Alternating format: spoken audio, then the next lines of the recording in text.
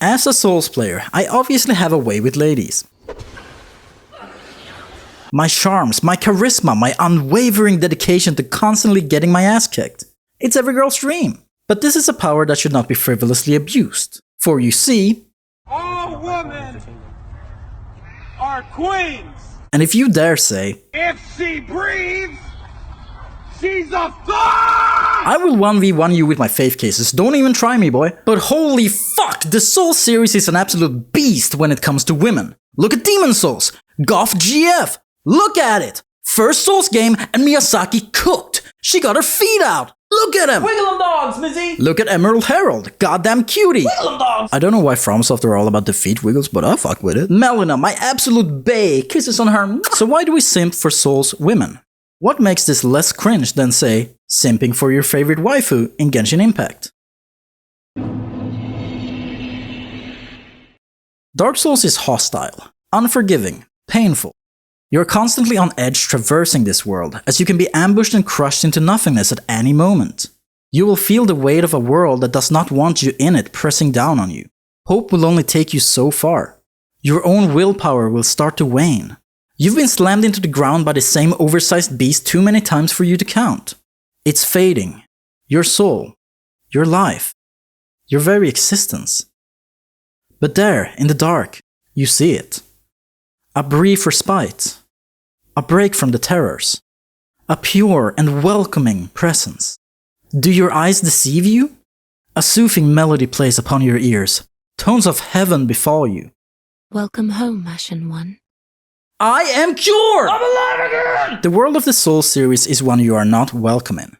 A world so dead set on ending your goals, blocking you from reaching the heights which you seek. Constantly threatening, aggressively hunting you, feeding on your despair. You are not welcome here. This is what the world is telling you. No matter where you go, you will face down obstructive evils, haunting terrors, despicable creatures, all with a single goal in mind. Your demise. A world so grim, so unforgiving, it's enough to make even the strongest man lose will. And in a world such as this, coming upon a welcoming presence, a beauty in this desolate place, a flower in a crumbling world, is enough to mentally recover your strength. A moment of comfort, if only for those melodic words, is enough to make you whole again. Laying eyes on the beauty the world can offer outside of this oppressing darkness, hope restored. And that's it. That's how the Souls games do it. Imagine this. You've spent the last hour pressing through Farum Keep, fighting past monstrosities, traversing the swamp from hell, extinguishing ritual flames before reaching the fog door of the Abyss Watchers. Oh boy, we're in for a treat. You lock in before getting your ass kicked 40 fucking times in a row. You're at the end of your rope, the last straw before you give up, and they fall. Finally. You are victorious. You're worn out, bruised and battered, and despite your victory, your energy is waning. You make it back to the Firelink Shrine, hardly able to see straight. As you approach, you see her. Welcome home, Ashen One. Speak thine heart's desire. There it is! That's what we live for! The warm presence awaiting me as I return from my arduous task! You rest, level yourself with your newly earned souls, and you hear her prayers ring out. Let these souls withdrawn from their vessels, manifestations of disparity. It revitalizes you. Mental recharge. Bzzz. No? Not convinced? Alright, how about this one? You're having a shitty day. Your cat smashed your favorite cup. You got yelled at by your boss. They stopped making your favorite flavor of chips. You sit down to play some Dark Souls. You get to Blighttown. You suffer. Oh lord, you suffer. Oh, you hate poison in video games? Well, get ready for toxic. You suffer. You survive. You run past the poison swamp, past the fire-breathing flies, and the big ogre throw big rog ongi bongi. You see, these things. Ew. Can this day get any worse? That's when it happens. A ray of light shines into your dark existence. Ascended from the skies, or in this case, the depths of this dank cave. Spider waifu! Motherfucking Epilogue. Absolute bae. She out here letting her titties go wild. Spring break! God damn! And then she breathes love on you and kills you. No biggie, we all have our flaws. But damn, that sure made spring come early if you catch my drift. No? Not your cup of tea? How about this? You enter the painting to find yourself in a forgotten world, its inhabitants hostile and unwelcoming. You pass by these things, get ran over by skellies doing wheelies. God fucking damn. At last, there it is, the fog wall. You enter, mind prepared for whatever vile creature will greet you on the other side and— oh my god, hi! Oh my god, who's this massive cutie? Oh my god, fluffy waifu! Look at her! She's the fucking best! She just wants to chill! Thou dost not belong. Thou must returneth whence thou came.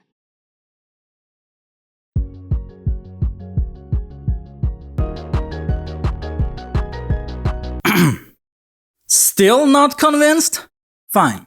Take in this scenario. You battle through waves of enemies, knights of yore, demonic creatures, armored giants, before reaching your hardest challenge yet. Ornstein and Smough. Oh god, if there ever was a battle to truly test the mettle of thy strength. Strategy, wit, reaction speed, adaptation, all your senses are tested in this battle. Your opportunities of retaliation are limited at best, with both of these powerhouses trading off the duty of slaying you. This is the culmination of all you've learned so far. This is the threshold. Will you overcome this obstacle and join the ranks of the true Souls player? Or will your dreams be smashed under Smough's hammer, turning to dust in the wind, like so many before you? It's awesome! The battle can feel a bit wonky at times since it's a game from fucking 2011, but goddamn what a cool battle! Hard as balls, will have you swearing as a sailor, but oh, you'll love it! And that feeling when you finally take him down, claiming victory over the strongest knights of the kingdom? You did that. You have inherited the will of those who have fallen. You are the hero now. Go. Claim your reward. You walk with newfound confidence, your feet carrying you before the doors of dreams, promising you a glimpse into what the future has for you. You slowly push open those doors and— wowie zowie, look at those moons! The treasures from beyond, a sight so ethereal you doubt even the angels themselves have beheld them. Beauty incarnate is before you, and you alone have been granted the privilege to gaze upon it. Grindavid, I offer my soul to you! Look at this. Take a moment to appreciate this. This is what you fought for. This dark, hostile world is no more. Not for as long as you remain in this room. A welcoming and bright smile, the music slowly rising, a pleasant calm lays itself as a shroud around you. This is home. Of course I pledge myself to you, Grindavid! Yes, hand me the Lord Vessel, I shall become thy chosen champion! What's really funny is that the only reason this voluptuous queen is in the game looking like this is because Miyazaki didn't want to squash his artist's dream. Seriously. Souls games use the imagery of beauty to represent comfort and safety. It's sparse and rare to contrast with the rest of the hostile world you're in, making it feel valuable and significant. But beauty must be treated with respect. As Miyazaki has stated, he wants women in his games, especially the ones made for beauty, to have an air of refinement to them. They are not to be sexualized for nefarious reasons, they are not to be objects of carnal desire, but to play their own role within the story. And they do. Whether it's to be a mysterious being urging you to question the world, a fellow survivor suffering through these unfair circumstances, or just to wiggle on dogs. Let's go!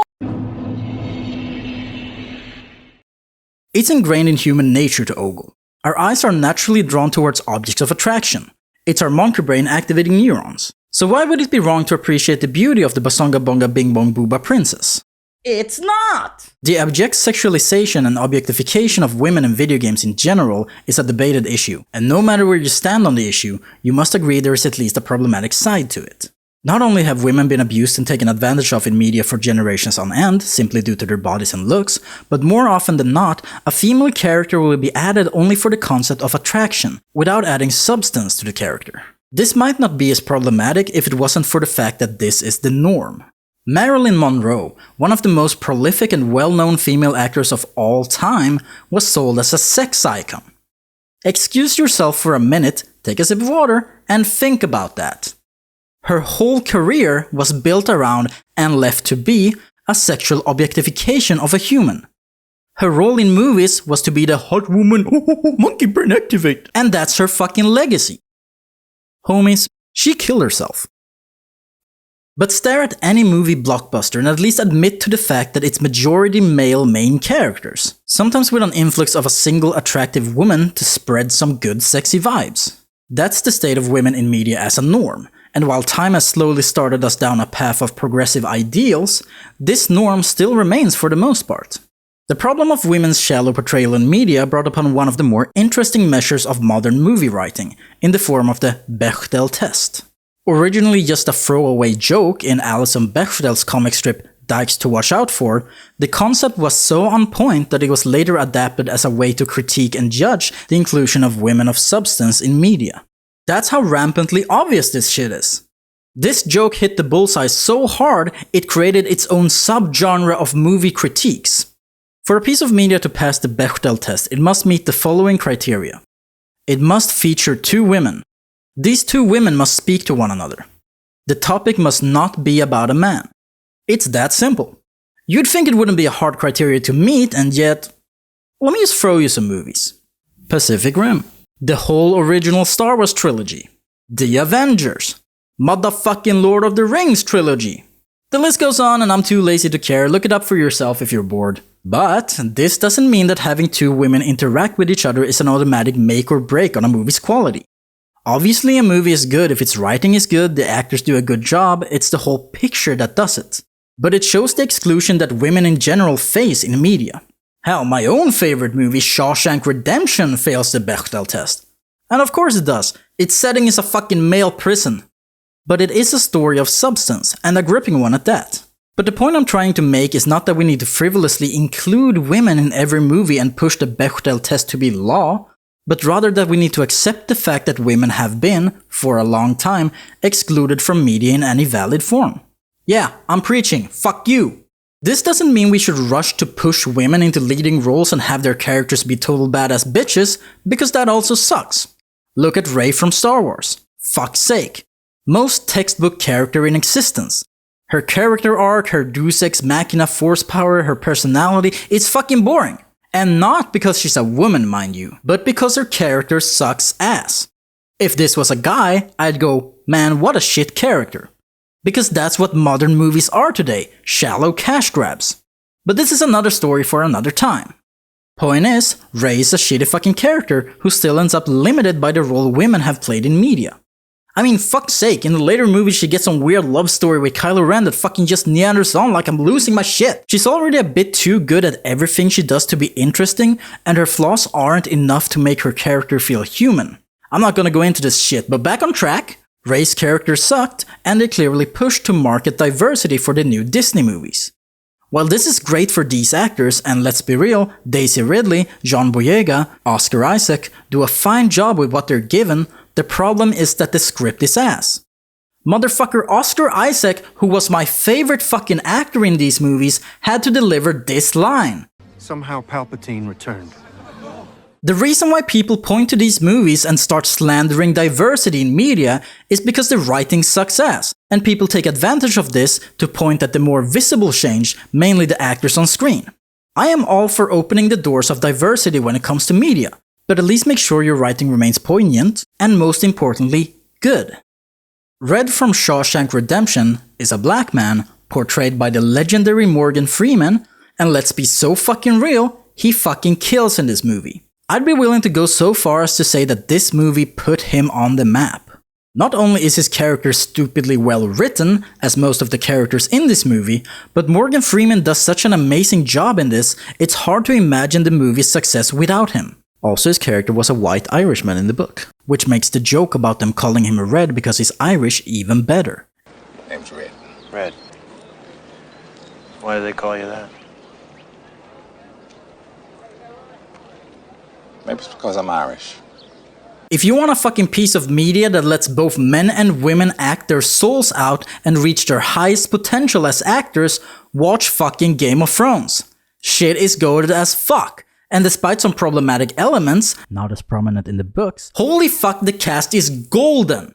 If you want to see women actors at their peak, the performances laid out by fucking Lena Headey, Gwendolyn Christie, Michelle Fairley, Emilia Clarke, Natalie Dormer, the list goes on, their peak. Given a chance and well-written characters, this is the fucking way, people. This is how we get world peace. But allow me to bring it back where we started.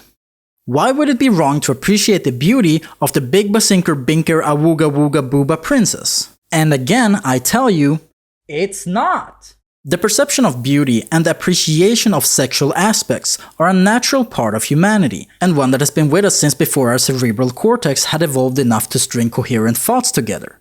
And that includes titties and ass! Dancer is a baddie and I will never go back on that. The invitation for our eyes to trace round shapes directly connects to the golden ratio and the Fibonacci sequence, and our eyes are naturally drawn in towards the center of gravity. That's fucking spirals, baby! We can't help it, we just enjoy following curves. We find it attractive.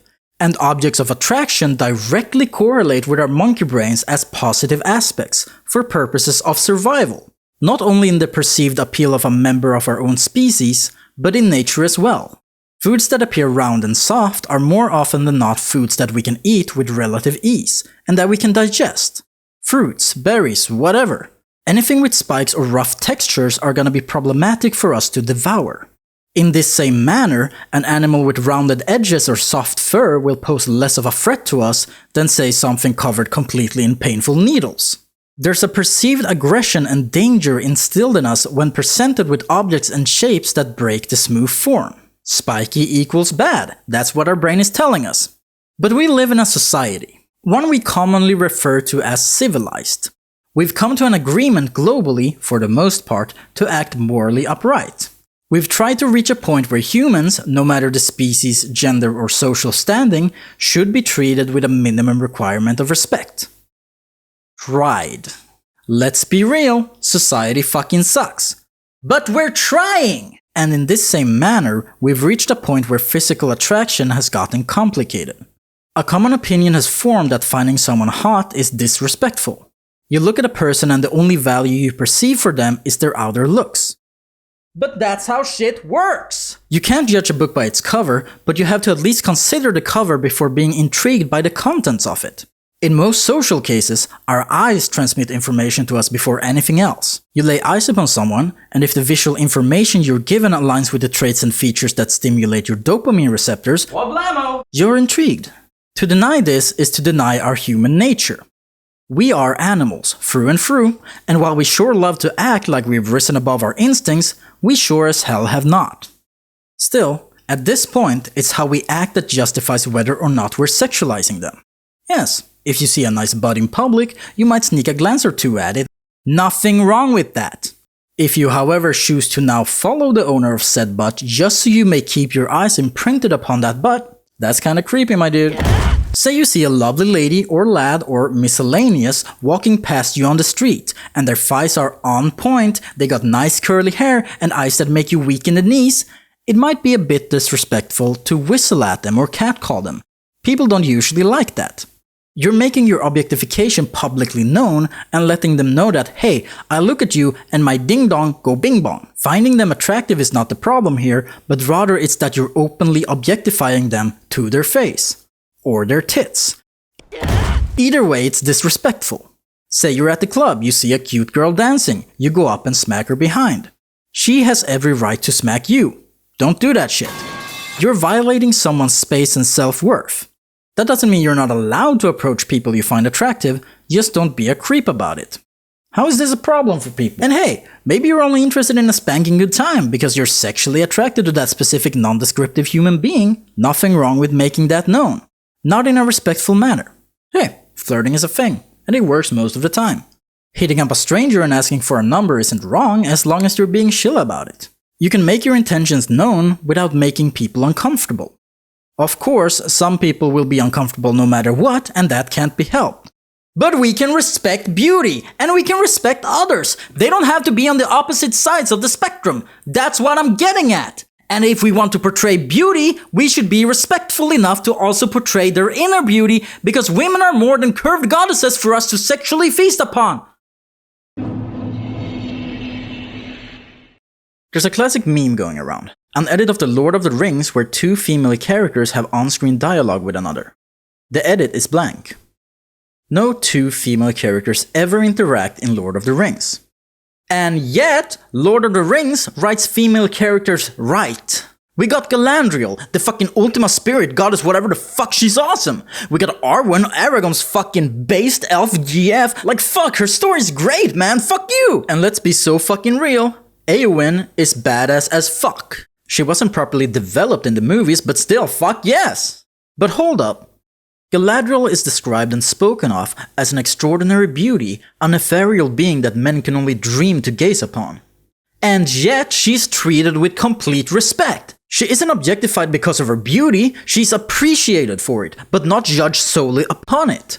And what gift would a dwarf ask the elves? Nothing. Except to look upon the lady of the Galadrim one last time. For she is more fair than all the jewels beneath the earth.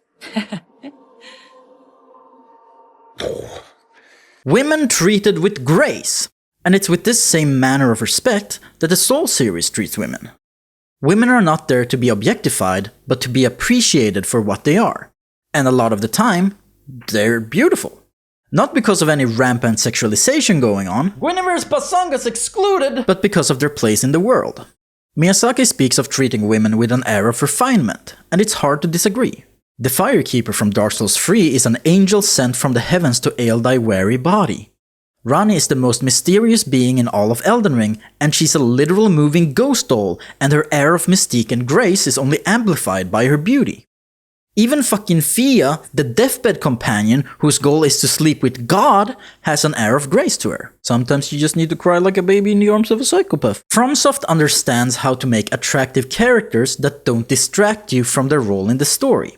While fantastical and mysterious, Dark Souls' portrayal of women, and people in general, is as close to realism as you can get in a fantasy game. Because, let's be real, there are attractive women in real life. What the fuck do you think we base media off? And yet, while I am the Dark Souls simp and lover of all women, not once have I stumbled upon a female in these games and gone, "Oh, woman detected!" Because that's not how women are portrayed by the game. And that's an important factor when it comes down to it. The game presents you with a scenario in which you, the player, is more intrigued by the character's story and lore than their perceived gender.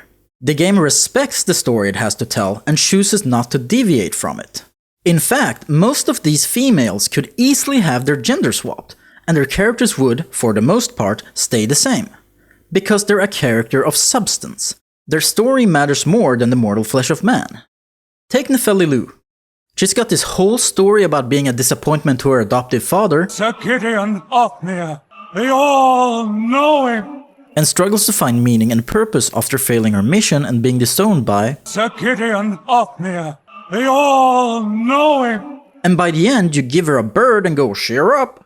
Happy end. Now, if Nepheli happened to be Sir Gideon Othmere, they all know him. Son, would the story change? Not in the slightest. Because it's a good fucking story. It's a good character. Nicely done. Hell, let's even discuss Epilogue, why not? Spider-Woman with her titties freebirding it. Your instinctual reaction is probably going to be, Booba woman, and then it pans out and spider. Because lava spewing spider. Even here the sexualization serves the purpose of shock value, and to trick the player's senses, like a fucking anglerfish. And later, you get to simp for her sister. This still ties into the core game world of Dark Souls without the sexualization directly taking you out of the experience. Sexualization done right.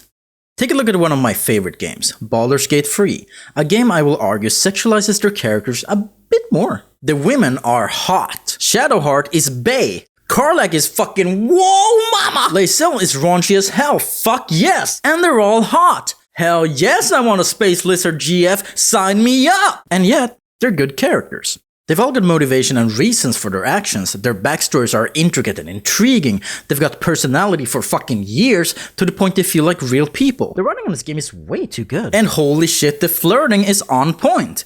Anyway, get some rest. Try not to dream about tying me up. Dating sim of the year right here. Baldur's Gate is blatant and open about its sexuality, and it lets the sexual tension lay out in the open for the player to perceive.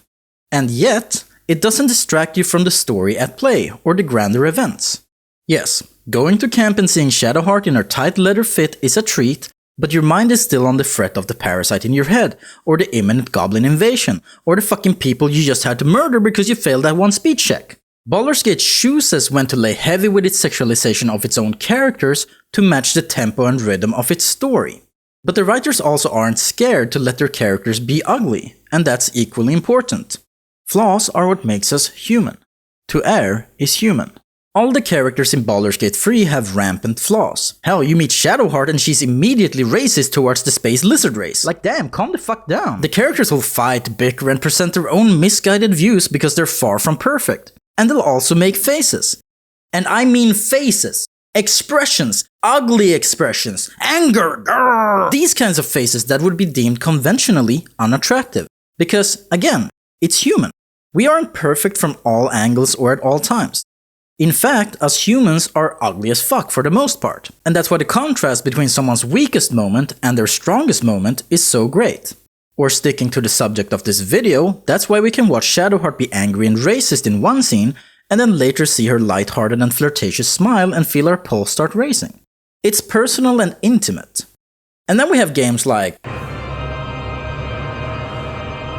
you wake up. You've lost your memory. The first human you see is... yeah. Houston, we got a distraction. Now, there's nothing actually wrong with being overtly sexual. There's nothing wrong with wanting to design a character with big booba or, this whole thing going on. But fuck man, I can't take this shit seriously. Look at her! Look at the basonkers! Look at how she's dressed! There's nothing subtle about this. And that distracts you from what's supposed to be a serious story. Also doesn't help that you can create your character like... yeah. Take fucking Prince of Persia, Warrior Within. First boss is... I mean, come on guys. And in this manner comes the balancing between substance and distraction. AKA, story versus booba. Booba should never outweigh the story. It's the simplest equation of all time. Booba is just story. Okay, but what the fuck does this actually mean? It means this. If your character is so sexualized that it takes away from the story they present to you, it's too much. If you have a hard time taking their plea seriously because of their design, then that design is fucking stupid. I never got super into Code Vein, so I can't judge the overarching story or how the character arcs go, and apparently people are saying this booba lady, whatever her fucking name is, has a fantastic story arc. But the only thing I remember of her is her fucking tits. Nothing she said ever fucking mattered to me because her design is too fucking distracting. It looks like a parody, man, what the fuck? But I'm not campaigning for sexuality to be completely removed and banned from video games. On the contrary, I want my sexualization to have meaning within the universe of the game. Baldur's Gate 3 uses sexual themes in the context of flirting, building relationships, and to, well, get laid. Out of left field, Bayonetta is an overtly sexual game that takes the concept of subtlety and throws it out the window. Holy shit, look at this! But the whole game is equally outrageous. The sexualization of Bayonetta herself is just as wild as the story, with the whole plot just being fucking crazy. The tempo is fast as fuck, and all the characters are wacky and weird. Bayonetta fits into the world, and her sexual appearance and her flirty demeanor does not feel out of place in the insane world in which she exists. Soul Calibur is a fighting game series with the most B-side plot to grace the side of the planet, because it's a fighting game! And in this game, we have fucking Ivy Valentine, Dummy Mommy of the Year. She even uses a whip, like goddamn. But Soul Calibur is a fighting game that doesn't try to take itself too seriously. And so we can excuse Ivy for being the most scantily clad lady of our generation. In the end, context is what matters. If it feels like something doesn't fit, then maybe that's because it doesn't. Imagine if you were playing Breath of the Wild, but Link was a super hot chick with the tightest ass on the planet. Oh. I'm not even gonna tackle Genshin Impact, that's a whole other universe. So in fair conclusion and summation, games can be sexy. Women in games can be sexy. While I go pretty hard on the balancing of sexualization and substance, having an overtly sexual design doesn't have to ruin your game. Code Vein might be fantastic, but I never got into it. Not because of the tits, mind you, I just wasn't feeling the setting and the story beats. I did highly enjoy the customization of the character. There she is, that's my edgy girl, goddamn! Hell, I've played loads of Genshin Impact myself, and I had a good time exploring the world. I mean, for fuck's sake, this is my character in Monster Hunter World. I don't shy away. Here's my Baldur's Gate 3, fuck you. Here's my Elden Ring character. That's right, I fuck with the side boob. All in all, what matters most is substance. Make your characters likable and interesting. Make their story and lore intriguing. Make sure they stand out as much, if not more, than their tits. I am in no way, shape or form against over-sexualization in video games, despite the contents of this video. Yes, to me, the balance is important, and I prefer a nuanced game that knows how to incorporate attractive characters in an organic way. I prefer these games. But as previously mentioned, I've played Genshin Impact. A lot, mind you. I beat all of Inazuma. Look at my team. Look at my fucking roster. And I'll say it right here and now, I'm all about them waifus. But it all comes down to that equation we previously discussed. Booba, story. But let's modify this equation slightly for this part. In the case of Genshin, for example, the equation should look more like this. Booba, substance. But what is substance? In this case, it's the presence of meaningful content. And meaningful doesn't have to be something that changes your life, but rather it should be something that feels worth doing. And in Genshin Impact, the substance comes from the gameplay and the world to explore. Genshin's world is warm, inviting and lighthearted. All the characters are either cute as fuck or cool as hell, but they all fit into their perspective experience. The environments you explore, the enemies you fight, the characters you interact with, it's fantastic. And the characters, while definitely sexy, don't distract from the world, because they fit. The sexualization of its characters are contextually fine. Bayonetta knows itself. It understands what kind of game it is. Look at her go, she's hot as fuck! She's doing those moves, god damn! It's to the point it gets silly, and the world is built around the same kind of silliness. The game doesn't take itself seriously, and so it doesn't need to worry about its concepts and sex appeal being too out there. Lollipop Chainsaw is a hot blonde running around in a cheerleading outfit, killing zombies with a chainsaw. The concept itself is already so fucking stupid that you don't care how she looks. We're matching the substance presented to us perfectly with the booba.